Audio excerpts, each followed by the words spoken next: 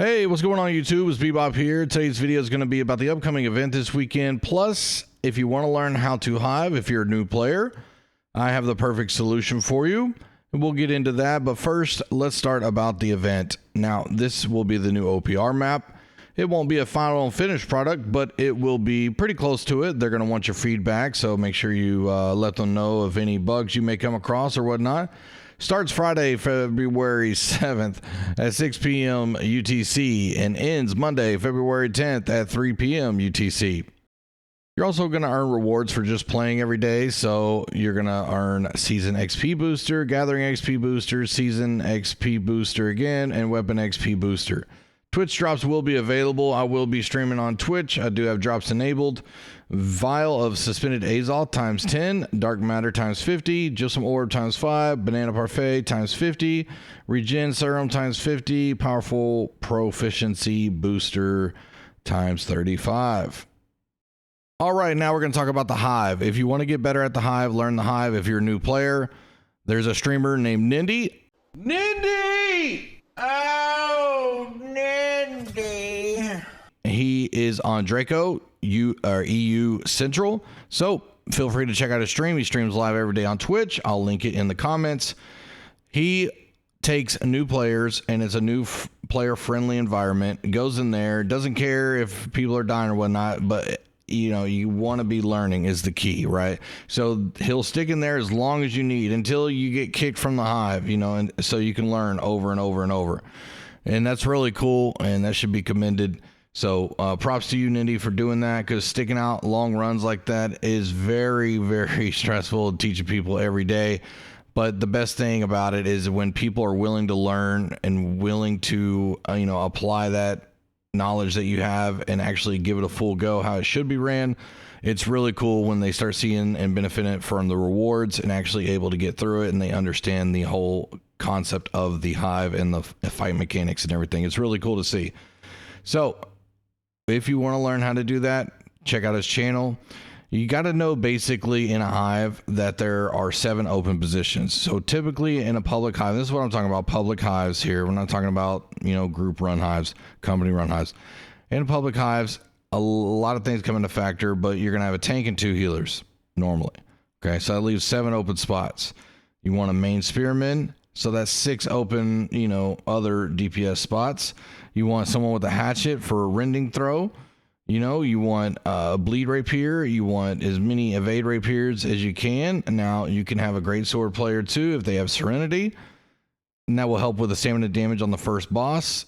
Feel free to even use 2 Serenities on the first boss if you want to for the extra stamina damage. A lot of tanks are running great sword and sword and shield from what I've seen. So if you're a DPS, you need to keep different weapons on you and be prepared for different situations. You need to keep a hammer on you in case you need to apply armor breaker or sundering clear out. Okay, sundering clear out should be on the hammer. You should have a hatchet on you just in case you need to have a hatchet just to switch to it really quickly and do the rending throw. That's 20% rend that you don't want to miss out on. It's also really good if you want to make sure you have a spot guaranteed for you in DPS style in the Hive. If you build a sword and shield class with a spear offhand, you are very important for the second group to provide the 10% leadership bonus to everyone in the group. So if you want to make that build, I have a video on that one. Feel free to check it out. That's one of the most fun builds to run also. The amount of bleeds and stuff you see on your screen is insane.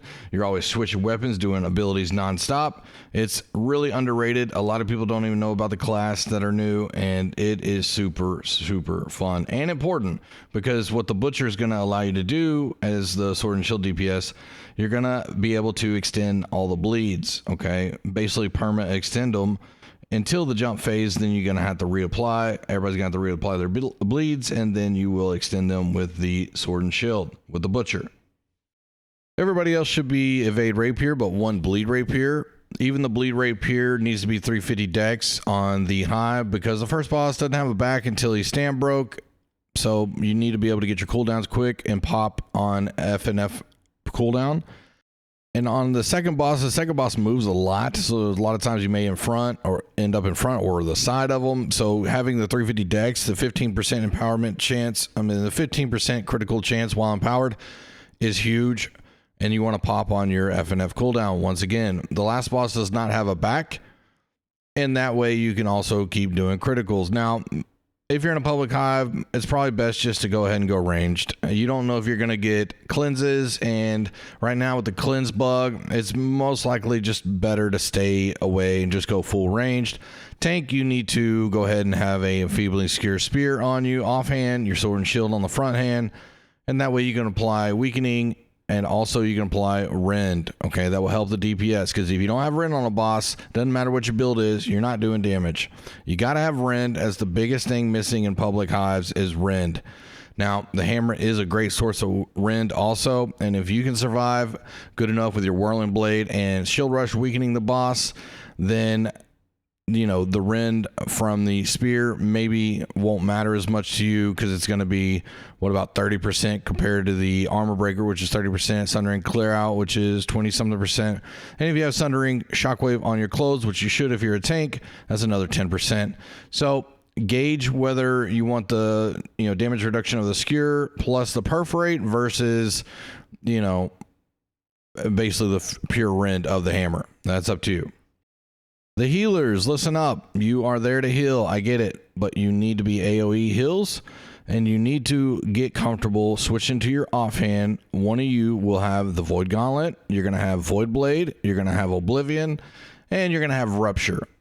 The other healer will have a Flail. They will run Arcane Eruption. They will run Vortex. And they will run Bludgeon. Okay? Bludgeon is going to empower teammates nearby. It's also going to fortify them, and then Arcane Eruption is going to extend the debuffs like rend, weaken, exhaust, disease on the target by 30%. You just keep reapplying that, perma extending those debuffs, so that way people only have to apply their rend once until the jump phases, then reapply and keep extending. Healers, if you are not comfortable with the Void Blade or the Flail offhand doing that, and you run single target heals are majority of the time for PvP only. PvE is really all about AoEs. There are times, maybe last boss, that you could switch to the clap if you want, just because teammates are spread out. But if you can kind of hone everybody into a certain area, the AoE heals will be more beneficial, and you won't get stuck in animation. The thing about the single target heals is a lot of times you can get stuck in animation from, let's say, the clap or the Divine Embrace. They're long animations where the AoEs, you just quickly throw them. You switch to your Void Blade. You will also be healing with Void Blade. The Rupture will actually heal teammates all around you also. So when you go to the put your Oblivion down, you have your Void Blade and you have your Rupture going, everybody's going to be healing up just fine. And then your left side ultimate Void Caller. On successful ability hit, gain a stack of Void Essence. At 6 stacks, consume all stacks and gain a 3-meter aura that heals self and friendlies for 30% weapon damage and deals 30% weapon damage per second to enemies for 5-second duration. So you will be still healing. It scales with focus. Okay. So you want to make sure that you're taking advantage of your role. You want to do everything in your, role's capabilities to help out the team. Don't go into this fight, I just want to use the fire staff or the bow and sit back, 1,000 yards away and just everybody else can do their own thing. I'm just big boy damage over here. You're only going to do damage if there's rend on the boss. Okay. When I was hitting my 35,000 musket shots, the only thing I did was thank my teammates for putting down the rend, because it is some of the stuff that you have to know about the musket too, and timing, but it is majority 99% is you got to have enough rend on the boss. If you don't have the rend on the enemies or the bosses, you're just going to be there forever. Okay, when we do the sandworm, if we don't have the proper rends, we could tell where we're missing them. Okay, now when you have all those rends on the sandworm, your damage goes up significantly. So don't think you're doing big damage because you got some crazy build. You better be thanking the tank for putting down the rend, because you would see a big dip if you didn't. And that's another thing that you might want to do as a new player, is try to go from DPS to healing or DPS to tanking. Try different roles. If you're only a tank, go DPS sometimes and then go heal sometimes. You need to get used to playing all three roles, because you'll get a better understanding of what each role has to go through. There's a lot of times people, hey, healer, I need a heal. Like, you know, there's cooldowns here, my guy. All right.